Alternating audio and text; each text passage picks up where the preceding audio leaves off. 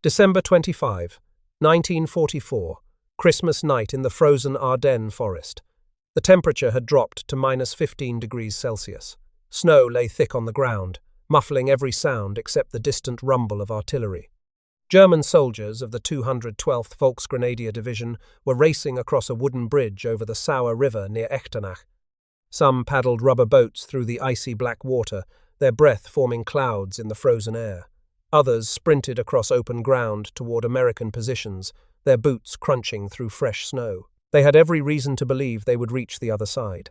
For 10 days, the German offensive had been pushing the Americans back. The Wehrmacht had achieved complete surprise. American units had been shattered, captured, or forced into desperate retreats. German panzer columns were driving toward the Meuse River, toward Antwerp, toward what Adolf Hitler believed would be a decisive victory that would split the Allied armies in two. On that Christmas night, German soldiers crossing the Sauer River could taste victory. It seemed so close. Then the sky exploded. American artillery shells detonated 30 feet directly above their heads, not on impact with the ground, not after hitting a tree. The shells simply erupted in midair, spraying thousands of white-hot metal fragments downward like rain from hell. There was no warning, no sound of incoming fire until the blast itself. The shells traveled faster than sound. The first indication that death had arrived was the explosion overhead. Men in foxholes were struck from above. Soldiers behind stone walls found no protection. Those crossing the river had nowhere to hide. The metal fragments punched through helmets, through greatcoats, through flesh and bone. Men who had survived years of combat on the Eastern Front, who had fought through Normandy and across France, died in seconds without ever knowing what hit them. By morning, more than 2,000 German soldiers lay dead in that single sector. General George Patton would later write that his forces killed 700 Germans that night with what he called the new proximity fuse. A subsequent check by the 4th Infantry Division found the actual number was nearly 3 times higher. Bodies littered the frozen ground around the bridge, the riverbank, and the approaches to American lines. Captured prisoners, many of them teenagers with minimal training who had been rushed to the front as replacements, reported the terrifying effect of artillery that seemed to know exactly where they were. They had experienced conventional artillery before. They knew how to take cover, how to survive in foxholes, how to press themselves against the earth when shells began to fall. But this was different. This was something their training had never prepared them for. This was death from directly overhead, from which there was no protection at all. The weapon responsible for this slaughter was smaller than a pint milk bottle. It weighed less than 5 pounds. And it represented one of the most closely guarded secrets of the entire war, ranked alongside radar and the atomic bomb as one of the 3 most important technological achievements that decided the outcome of World War II. This is the story of the proximity fuse, the American weapon that fired once and killed twice. Germany had no answer. To understand what made the proximity fuse so revolutionary, you first have to understand why conventional artillery shells were so limited. For centuries, artillery had relied on 2 basic types of fuses. Impact fuses detonated when the shell struck something solid. Time fuses detonated after a preset number of seconds had elapsed since firing. Each had serious drawbacks. Impact fuses were reliable, but when a shell hit the ground, it threw most of its fragments sideways and upward. Soldiers in foxholes were largely protected. A shell could land 10 feet from a man lying in a trench and leave him completely unharmed, while the blast and fragments passed harmlessly over his head. Against entrenched enemies, impact-fused artillery was shockingly ineffective. Time fuses were theoretically better against both aircraft and ground troops, but they required gunners to calculate exactly how long the shell would take to reach its target and then set the fuse accordingly. Against a moving aircraft flying at several hundred miles per hour, constantly changing altitude and direction, this was essentially guesswork. Against ground troops, even a small error in timing meant the shell would explode too high, spreading its fragments over too wide an area to be lethal, or too low, burying itself in the ground before detonating. The mathematics of anti-aircraft fire were particularly brutal. To destroy an aircraft with a shell, that shell had to explode within approximately 70 feet of the target. But aircraft moved at hundreds of miles per hour. Gunners had to predict exactly where the plane would be several seconds in the future, estimate the flight time of the shell, calculate the correct fuse setting, make the adjustment, load and fire, all while the target continued to maneuver. On average, it took approximately 2,400 rounds to shoot down a single aircraft. Some estimates put the figure even higher, perhaps 4,000 rounds per kill. The proximity fuse changed everything. Instead of relying on time or impact, it used a miniature Doppler radar to detect when the shell was close to something solid and then detonated automatically. No prediction required, no timing calculation needed. The shell itself determined the perfect moment to explode. The proximity fuse was officially designated the VT fuse, with VT standing for variable time. This was a deliberately misleading cover name designed to hide what the device actually did. In reality, the VT fuse was a miniature Doppler radar crammed into the nose cone of an artillery shell. It contained 4 to 5 vacuum tubes, approximately 130 miniaturized electronic components, and a tiny wet cell battery, all packed into a space roughly the size of a man's fist. The principle was elegant in concept and fiendishly difficult in execution. A small radio transmitter inside the fuse continuously broadcast a signal at approximately 180 to 220 MHz. The metal body of the shell itself acted as the antenna. As the projectile flew through the air, that radio signal bounced off anything nearby, whether an aircraft, the ground, or a flying bomb. When the reflected signal returned to the fuse, it interfered with the outgoing wave, creating a small electrical fluctuation called a Doppler beat frequency. This fluctuation indicated that the shell was approaching something solid. When the signal crossed a predetermined threshold, meaning the shell was close enough to its target, the fuse triggered an electronic switch that detonated the main explosive charge. Against aircraft, this happened at approximately 70 feet from the target.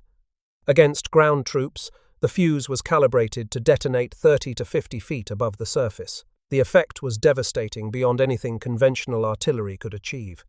An airburst shell rains shrapnel straight down across an area of roughly 3,000 square feet, compared to just 60 square feet for a conventional impact detonated round. That represented a 50-fold increase in lethal area. Foxholes became graves. Stone walls offered no shelter. Men caught in the open had no chance whatsoever. The American military called it the weapon that fired once and killed twice. One shell could now do the work of 50. The story of the proximity fuse begins not on a battlefield but in a cramped government office in Washington, D.C. during the summer of 1940. The world was at war, though America had not yet entered the conflict.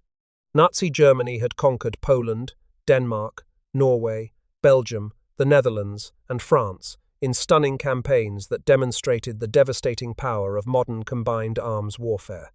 The Battle of Britain was about to begin, with German bombers poised to strike at the heart of British industry and morale. Military planners on both sides of the Atlantic faced a terrifying problem. Anti-aircraft guns were almost useless. On August 17, 1940, the National Defense Research Committee established a new secret program called Section T to investigate proximity sensing fuse technologies.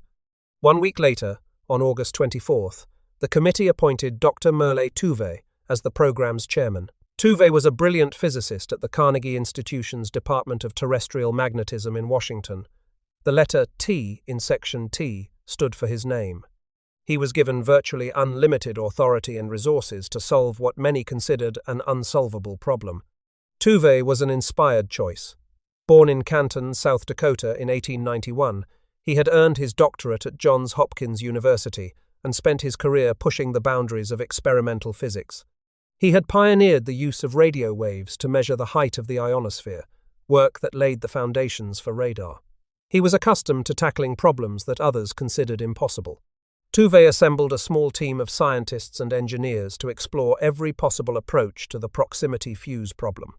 They investigated radio waves, photoelectric cells, acoustic sensors, infrared detection, and magnetic fields. Each approach had theoretical merit. Each faced seemingly insurmountable obstacles. Acoustic fuses were too slow. Photoelectric fuses required direct line of sight. Magnetic fuses only worked against certain targets. Infrared fuses were easily fooled by weather conditions. The most promising approach was radio proximity detection. A tiny transmitter inside the shell would broadcast a signal, and a receiver would detect when that signal bounced back from a nearby target. The concept was straightforward. The engineering challenge was considered impossible. Here was the problem. An artillery shell experiences forces that would destroy any electronic equipment then in existence. When a 5-inch naval gun fires, the shell accelerates from 0 to over 2,000 feet per second in a fraction of a second. This subjects everything inside the shell to approximately 20,000 times the force of gravity. For comparison, astronauts experience only about 3 times normal gravity during rocket launch. Fighter pilots black out at 9 times gravity. The fuse had to survive more than 2,000 times what would render a trained pilot unconscious. Simultaneously, the shell begins spinning at roughly 25,000 revolutions per minute to stabilize its flight. This rotation subjects all components to enormous centrifugal forces that would tear apart most mechanical devices. And all of this happens in temperatures ranging from the tropical heat of the Pacific to the freezing cold of the North Atlantic. The vacuum tubes that powered all electronic equipment in 1940 were made of glass. They contained delicate metal filaments, thinner than a human hair. They were designed for gentle handling in climate-controlled laboratories, not for being shot out of a cannon. The idea of making such components survive being fired from a gun seemed like asking a light bulb to survive being hit with a sledgehammer. In September 1940, a British scientific mission known as the Tizard mission arrived in Washington. This mission represented one of the most important technology transfers in history, bringing British scientific secrets to America in exchange for American industrial capacity. Among the treasures they shared was the cavity magnetron that made microwave radar possible, information about jet engine development, and details of British proximity fuse experiments that had been underway since 1939. British scientists William Butemont, Edward Shire, and Amherst Thompson had developed circuit designs for a radio oscillator-based fuse. They had made significant progress on the electronics, but they had concluded that the fundamental problem of surviving gun launch was simply unsolvable. The forces involved were too extreme. The physics was against them. They recommended focusing on other approaches. The Americans decided to prove them wrong. The breakthrough came from an unlikely source. James Van Allen was a 27-year-old physicist who had recently joined Section T. Born in Mount Pleasant, Iowa, in 1914, he had earned his doctorate at the University of Iowa with a dissertation on the nuclear physics of heavy elements. He would later become famous for discovering the Van Allen radiation belts surrounding Earth, radiation zones that bear his name to this day. But in 1941, his challenge was far more immediate. He needed to build a vacuum tube that could survive forces that would crush steel. Van Allen approached the problem with methodical determination. He studied every vacuum tube failure in detail, examining shattered glass, broken filaments, and crushed components under microscopes. He identified exactly how each type of failure occurred and developed specific countermeasures. Van Allen worked with engineers at Raytheon and Sylvania to modify commercial hearing aid tubes, which were already among the smallest available. He developed new materials to cushion the glass to base connections inside each tube. He redesigned the tungsten filaments to make them more flexible, able to bend without breaking under extreme acceleration. He experimented with different methods of potting the components in wax and oil to absorb shock. The breakthrough required thinking about electronics in an entirely new way. Instead of trying to make rigid components stronger, Van Allen made them flexible. Instead of fighting the forces of gun launch, he developed ways to absorb and redirect them. By January 1942, Van Allen and his colleagues had patented a shock-proof miniature vacuum tube capable of surviving 20,000 times the force of gravity. Each tube weighed approximately 3 grams and was roughly the size of a pencil eraser. It was the smallest, most rugged electronic component ever created. On March 10, 1942, the Office of Scientific Research and Development signed a contract with Johns Hopkins University to establish the Applied Physics Laboratory in Silver Spring, Maryland. Initially housed in a converted Chevrolet garage at 8621 Georgia Avenue, the laboratory became the nerve center of the entire fuse program. The staff grew from roughly 100 people in early 1942 to over 700 by 1944. The scientists worked around the clock, 7 days a week. They conducted over 1,700 test firings from a converted diving barge in the Potomac River. They experimented with different battery designs, circuit configurations, and detonation mechanisms. Every test firing was analyzed in detail, Every failure was studied for clues about how to improve the next design. The working conditions were demanding, but the spirit was electric. Scientists who had spent their careers in academic laboratories found themselves working on problems with immediate life-or-death consequences. Theoretical physicists collaborated with practical engineers. Vacuum tube specialists worked alongside explosives experts. The urgency of war broke down normal academic barriers and created a culture of intense collaborative innovation. The team faced setbacks that would have derailed a less determined effort. Early fuses had failure rates exceeding 50%. Batteries leaked, tubes shattered, circuits malfunctioned. Each problem required not just a solution, but a solution that could be manufactured by the millions in factories across America. The scientists had to think simultaneously about physics and production, about performance and reliability. The battery alone required revolutionary innovation. The fuse needed electrical power, but conventional batteries would be destroyed by gun launch. The solution was a reserve battery containing liquid electrolyte sealed in a glass ampule. The shock of firing broke the ampule. Centrifugal force from the shell's spin then drove the electrolyte into zinc and carbon plates, generating current. The battery was completely inert until the moment of firing, making it safe to handle and store for extended periods. Then came the proving test. On August 12, 1942, the cruiser USS Cleveland steamed into Chesapeake Bay for a 2-day trial of the new proximity-fused ammunition. The stakes could not have been higher. If the fuse worked, America would possess a weapon that could change the course of the war. If it failed, 2 years of effort and millions of dollars would have been wasted. Target drones were launched to simulate attacking aircraft. The Cleveland's 5-inch guns opened fire with the experimental shells. Officers watched through binoculars, scientists monitored instruments, and everyone held their breath. 3 drones were destroyed with just 4 bursts. The trial had been scheduled for 2 days. It was cancelled after the first morning. They had run out of drones to shoot at. The proximity fuse worked. Now it had to be manufactured by the millions.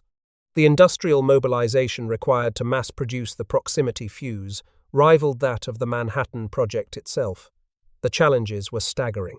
Each fuse contained approximately 130 components, most of which had never been mass-produced before. Quality control had to be perfect. A fuse that failed to work was useless. A fuse that detonated prematurely could kill friendly troops. Every single fuse had to function correctly, every single time. 87 companies using 110 factories participated directly in production. Over 2,000 additional suppliers and subcontractors provided components. The program consumed approximately 25% of America's entire electronics manufacturing capacity and 75% of its plastics molding capability. Crosley Corporation in Cincinnati became the first and largest assembler, ultimately producing 5.2 million fuses, about 24% of the total output. 10,000 workers ran production lines 24 hours a day, 7 days a week, turning out up to 16,500 fuses per day at peak capacity. The factory floor operated with assembly line precision, each worker performing a specific task in an endless sequence of identical operations. Sylvania Electric Products manufactured 95% of all vacuum tubes, producing over 400,000 tubes daily across 23 plants, with a workforce of 10,000, mostly women. These women, many of whom had never worked in manufacturing before, learned to assemble components smaller than their fingernails with microscopic precision. They became some of the most skilled electronics workers in the world. The women who built the proximity fuse came from all walks of life. Housewives, school teachers, farm girls, and college students all joined the production lines. They worked in conditions of absolute secrecy, forbidden from discussing their jobs even with family. They knew they were contributing to the war effort, but most had no idea what they were actually building. Only after the war ended did many learn that their careful work assembling tiny components had helped turn the tide of history. Training was intensive. Workers practiced for weeks before being allowed to handle actual components. Quality inspectors examined every assembled unit under magnification. Defective products were tracked back to individual workers. The pressure to maintain perfection was constant, but so was the knowledge that American lives depended on every fuse working correctly. The list of manufacturers read like a cross-section of American industry. RCA, Eastman Kodak, General Electric, Raytheon, Westinghouse, Zenith, and even the Wurlitzer Organ Company in North Tonawanda, New York. Any company with precision manufacturing capabilities was recruited into the program. Security at every facility was extreme. Workers were searched entering and leaving factories. Purses were banned from production floors. Local police and fire departments were denied entry to some buildings. Workers were forbidden from discussing their jobs with anyone, including spouses and family members. Production was deliberately compartmentalized so that workers making one component had no knowledge of other parts or how the final device was assembled. Most workers had no idea they were building a weapon at all. The costs reflected the program's urgency. In late 1942, each fuse cost approximately $732 to produce, equivalent to roughly $12,000 today. By August 1945, that cost had fallen to just $18, a reduction of more than 97%. Total production reached over 22 million fuses by the end of the war, at a total program cost of roughly $1 billion, equivalent to approximately $15 billion today. But none of this mattered if the weapon could not be kept secret. The combined chiefs of staff classified the proximity fuse at the highest level of secrecy, comparable to the Manhattan Project itself. The military's greatest fear was that the enemy would recover a dud round, reverse engineer the technology, and develop countermeasures or their own version. This fear was well-founded. In November 1939, a German magnetic mine had been dropped by parachute onto mudflats in the Thames estuary at low tide. British scientists recovered the intact mine, disassembled it, and within weeks had developed effective countermeasures that rendered the entire German magnetic mine program largely ineffective. That single recovery had saved countless ships and lives. The stakes with the proximity fuse were even higher. The combined chiefs imposed an ironclad restriction. Proximity fuses could only be used over deep water, where dud rounds would sink beyond recovery. The Pacific Theater was chosen for first deployment because Japan was judged least likely among the Axis powers to reverse engineer sophisticated electronics. The restriction carried a terrible cost. For more than 2 years, American ground forces were denied the devastating anti-personnel capabilities of the proximity fuse. Soldiers died in battles where the weapon could have saved them, but the secret had to be protected. There was another reason for caution that remained classified for decades. Winfield Salisbury, a researcher commissioned by Vannevar Bush to test the fuse's vulnerability, built a radio jammer within 2 weeks that could trigger proximity fuses at 4,000 feet from their targets, instead of the intended 40 feet. If the enemy discovered this weakness, the entire weapon could be rendered useless, or worse, turned against American forces. Bush buried this discovery in even deeper secrecy than the fuse itself. The first proximity fused shells reached the Pacific Fleet in October 1942, personally escorted by Commander William Parsons and 3 newly commissioned scientists, including James Van Allen. Parsons was a naval ordnance officer who would later arm the atomic bomb dropped on Hiroshima. But in late 1942, his mission was to deliver 5,000 experimental shells to the ships most likely to face Japanese air attack. Admiral William Halsey distributed the precious ammunition to the cruiser USS Helena and the carriers USS Enterprise and USS Saratoga. Then everyone waited. On the morning of January 5, 1943, Helena was returning from a bombardment mission against Munda Airfield on New Georgia when 4 Japanese Aichi D-3A dive bombers attacked the task force near Guadalcanal. The Japanese aircraft dove toward the American ships, following the same attack patterns that had proved deadly at Pearl Harbor. Lieutenant Red Cochran, commanding Helena's aft 5-inch battery, opened fire with a mix of conventional and proximity-fused shells. His gunners tracked the diving aircraft, firing salvo after salvo. The second salvo struck. One of the Japanese aircraft burst into flames and crashed into the sea. It had not been hit directly. The shell had detonated close enough to shred the aircraft with shrapnel. The pilot never knew what killed him. Helena's gunnery report stated simply that the value of the new fused projectile could not be too highly stressed. The impact on naval anti-aircraft effectiveness was immediate and dramatic. In 1943, Pacific operations, just over 9,000 proximity-fused rounds, destroyed 61 Japanese aircraft, a rate of approximately 155 rounds per kill. Conventional time fused shells required over 500 rounds to achieve the same result. The proximity fuse had tripled anti-aircraft effectiveness overnight. Against kamikazes in late 1944 and 1945, the advantage grew even more pronounced. The 5-inch gun with proximity fuses required only about 200 rounds per kamikaze destroyed, compared to approximately 1,000 rounds for conventional ammunition. That represented a 5-fold improvement in effectiveness. At the Battle of Radar Picket Station 15 off Okinawa on May 11, 1945, the destroyers USS Hadley and USS Evans faced over 150 kamikaze aircraft in a single engagement. It was the most intense aerial assault any American ship had ever faced. Wave after wave of Japanese aircraft dove toward the two destroyers. Hadley shot down 23 aircraft in 95 minutes, an all-time single-engagement naval record that stands to this day. Despite being hit by multiple kamikazes and suffering severe damage, Hadley remained afloat and fighting throughout the battle. Secretary of the Navy James Forrestal declared that without the protection this ingenious device had given the surface ships of the fleet, the westward push could not have been so swift, and the cost in men and ships would have been immeasurably greater. But the proximity fuse's most devastating chapter was yet to be written. It would unfold not over the Pacific Ocean but in the frozen forests of Belgium and Luxembourg. On June 13, 1944, exactly 1 week after the D-Day landings in Normandy, Germany launched the first V-1 flying bombs against London. These pilotless aircraft were the world's first cruise missiles. Each carried nearly 2,000 pounds of high explosive and flew at approximately 400 miles per hour in straight-level trajectories at low altitude. The V-1 was a simple but effective weapon. A pulse jet engine mounted above the fuselage provided propulsion. A simple autopilot maintained course and altitude. A small propeller on the nose measured distance traveled.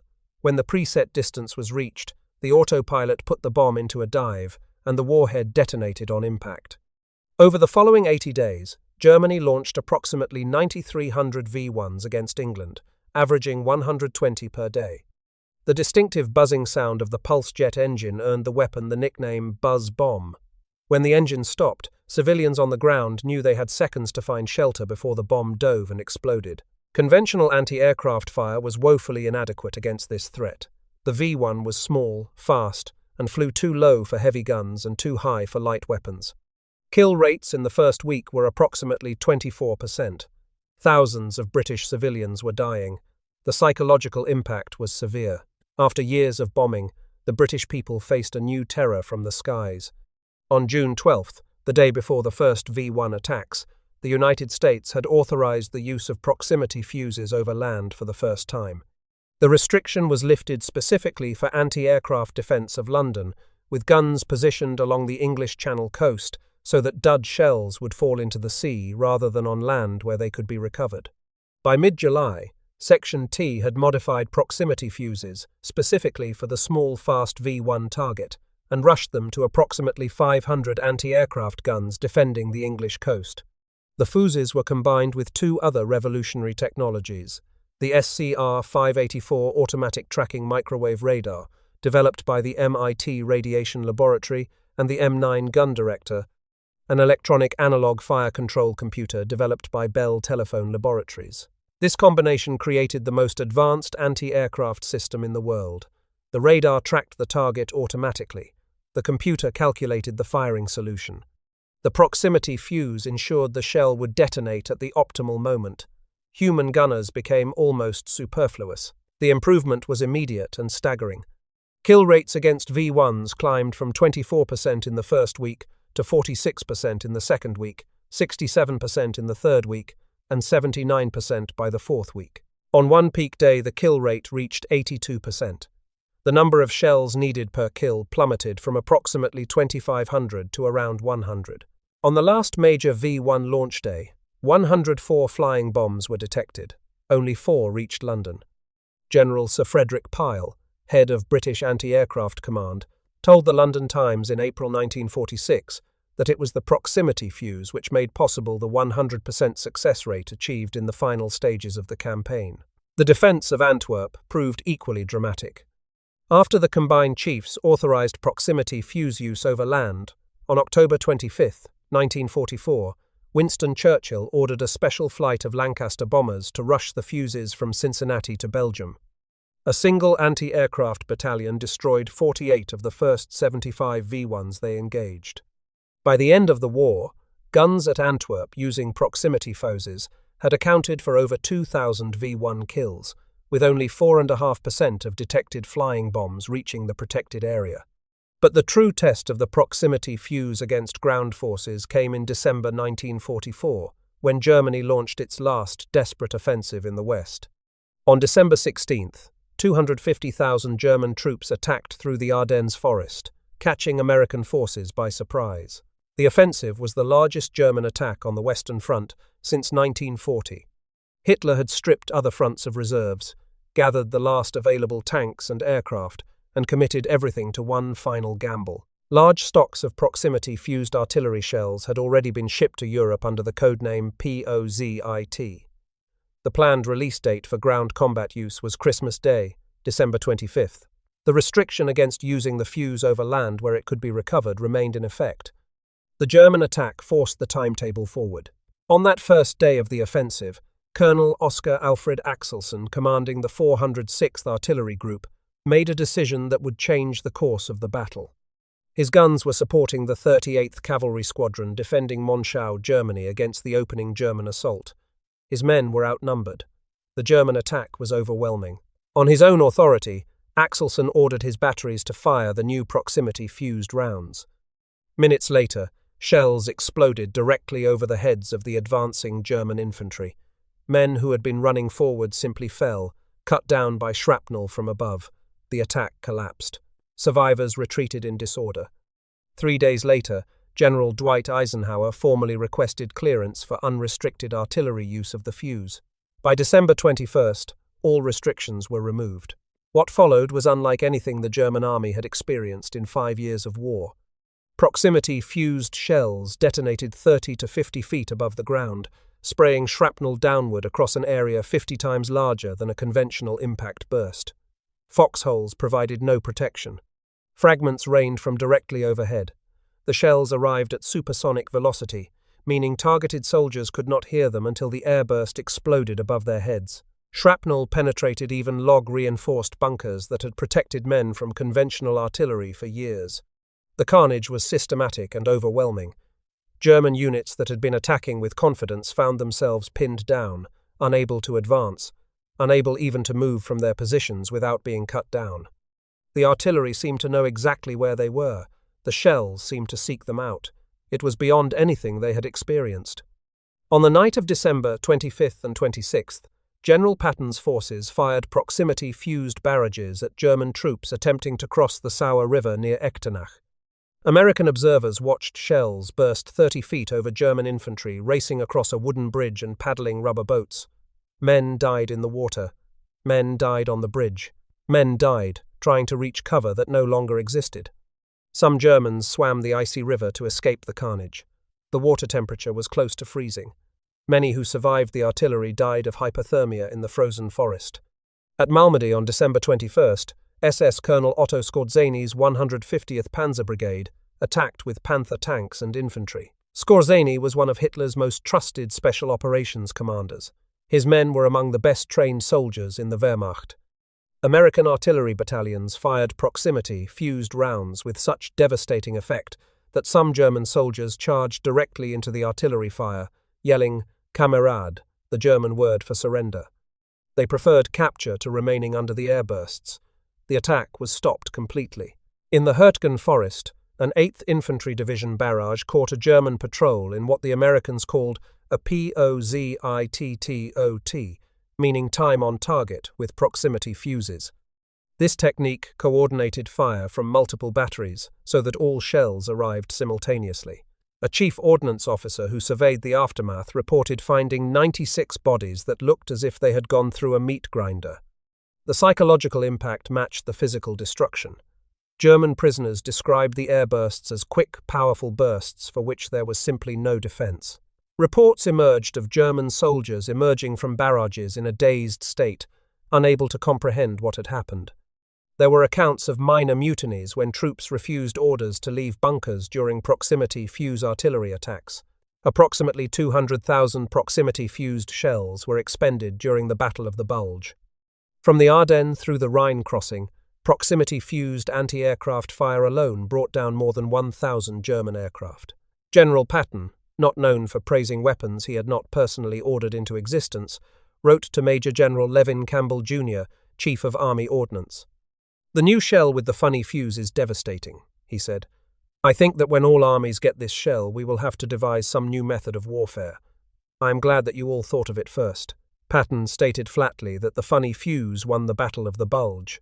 The question that haunted Allied commanders throughout the war was whether Germany would develop its own proximity fuse. The answer reveals much about why the Allies won the technological war. Germany had actually begun proximity fuse research in the early 1930s, before either Britain or the United States. German scientists and engineers investigated between 30 and 50 different fuse designs, including radio, acoustic, infrared, and electrostatic approaches. Several reached advanced development stages. Rheinmetall Borsig successfully test-fired an electrostatic fuse in 1943. Siemens Halske completed pre-series production of a Doppler radar fuse called Marabou, yet none ever saw operational service. First, German engineers concluded that making electronics survive 20,000 times the force of gravity during gun launch was physically impossible. They had no answer to the problem that James Van Allen solved with his miniaturized shock-proof vacuum tubes. German proximity fuse designs focused instead on guided missiles and rockets, which experience far lower acceleration forces. This approach showed promise, but came too late to affect the war. Second, the industrial resources required for mass production simply did not exist in wartime Germany. The American program consumed 25% of the entire United States electronics manufacturing capacity and 75% of its plastics molding capability. Germany, under constant Allied bombing, could not have allocated such resources even if the technology had been perfected. Third, the proliferation of competing designs across rival agencies fragmented German efforts rather than concentrating them. Unlike the American program, which unified all work under the Applied Physics Laboratory and Section T, German fuse development was scattered among multiple companies and military branches, each pursuing its own approach with little coordination. Fourth, a directive from Adolf Hitler, around 1940 to 1941, reportedly interrupted fuse development for approximately 2 years, diverting resources to other projects considered more immediately useful.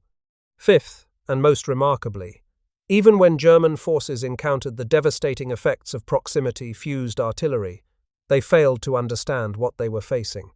During the Battle of the Bulge, German forces captured an American ammunition dump containing 20,000 proximity fuses. They never recognized what they had found. German engineers had previously concluded such a device was impossible. Frontline troops who experienced the deadly airbursts theorized they were triggered by the Earth's magnetic field, a reasonable but completely wrong deduction. As Applied Physics Laboratory physicist Ralph Baldwin later wrote, "At the end of the war, the general staffs of Japan and Germany did not know what had hit them. Japan fared slightly better technically, developing a workable photoelectric proximity fuse for bombs, but they deployed it exactly once before the war ended. American soldiers who recovered a cache of Japanese proximity fuses judged them inferior to the American VT fuses and destroyed them, not to preserve the secret from Japan, but to prevent the Soviets from obtaining the technology. The proximity fuse's significance extends far beyond any single battle or campaign. It fundamentally changed how wars would be fought for generations to come." Admiral Lewis Strauss, who served as chairman of the Atomic Energy Commission after the war, placed the proximity fuse among the very small group of developments, such as radar, upon which victory very largely depended.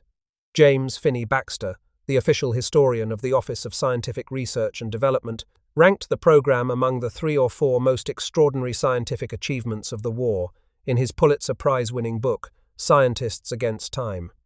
Vannevar Bush, who had created Section T and overseen its development from the beginning, identified 3 distinct strategic impacts of the proximity fuse.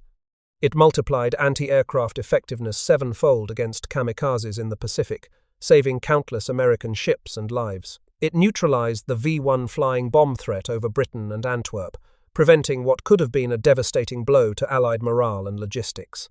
And it changed the tactics of land warfare starting at the Battle of the Bulge, giving Allied artillery an advantage that German forces could neither match nor counter.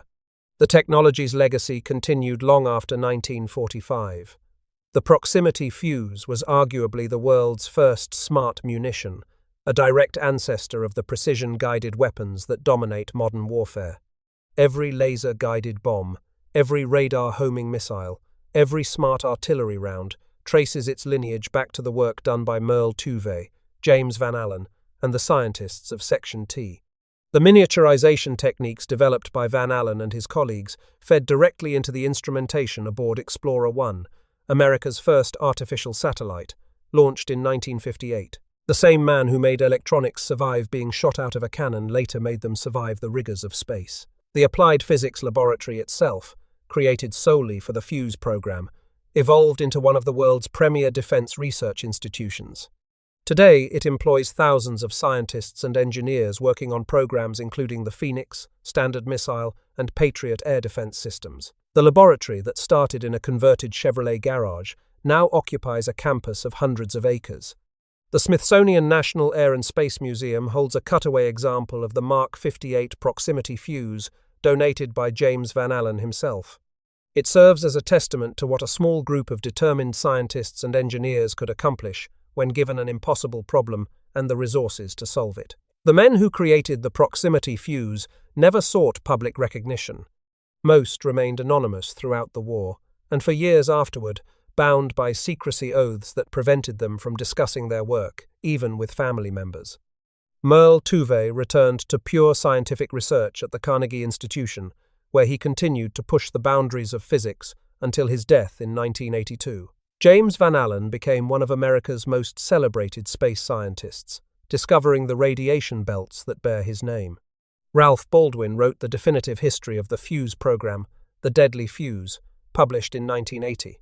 William Parsons went on to arm the Hiroshima bomb and rise to the rank of Rear Admiral before his early death in 1953. The proximity fuse program demonstrated something that would become a defining feature of American military power for decades to come. The United States could mobilize scientific talent and industrial capacity on a scale that no enemy could match. $1 billion, 87 companies, 22 million fuses, all in less than 5 years. The secret weapon that fired once and killed twice changed the outcome of battles across 2 oceans and 3 continents. Germany had no answer, because Germany could not conceive that such a weapon was possible. By the time German soldiers understood what was killing them, it was far too late. Today, the frozen forests of the Ardennes have long since healed. The beaches of Okinawa welcome tourists rather than kamikazes. The skies over London are crossed by passenger aircraft rather than flying bombs. But in museums and archives around the world, the evidence remains of the small device that helped decide the greatest conflict in human history. It was smaller than a pint milk bottle. It contained 5 vacuum tubes and 130 electronic components. It cost $18 to manufacture by the end of the war. And it proved that in modern warfare, the battle is often won not by the biggest army or the most powerful weapons, but by the scientists and engineers who solve the problems that the enemy believes are impossible. The numbers tell the final story. Over the course of World War II, proximity-fused anti-aircraft shells destroyed thousands of enemy aircraft in the Pacific and European theaters. They shot down over 2,000 V-1 flying bombs over Britain and Belgium. They killed tens of thousands of German soldiers during the final campaigns in Western Europe. The cost in American lives saved is impossible to calculate precisely, but estimates suggest that the proximity fuse prevented the loss of hundreds of ships to kamikaze attack alone. Each ship that survived carried hundreds or thousands of sailors who went home to their families after the war. Each V-1 that was shot down over the English Channel was one that did not fall on London, saving the lives of civilians who would never know how close they had come to death. The secrecy that surrounded the proximity fuse during the war gradually lifted in the years that followed. By the 1950s, the basic principles were public knowledge. But the full story of how a group of American scientists solved a problem that the rest of the world considered impossible remained classified for decades. Only with the publication of Ralph Baldwin's book in 1980 did the complete account become available to the public. For the veterans who fought in World War II, the proximity fuse remained a source of wonder and gratitude. Sailors who served on picket duty off Okinawa knew that they owed their lives to the shells that shot kamikazes out of the sky. Soldiers who fought in the Ardennes knew that enemy attacks had been broken by artillery fire that seemed to have supernatural accuracy. Many never learned the technical details, but they knew that something had changed the nature of combat in their favor. The proximity fuse was the American weapon that fired once and killed twice, and for that, Germany had no answer at all.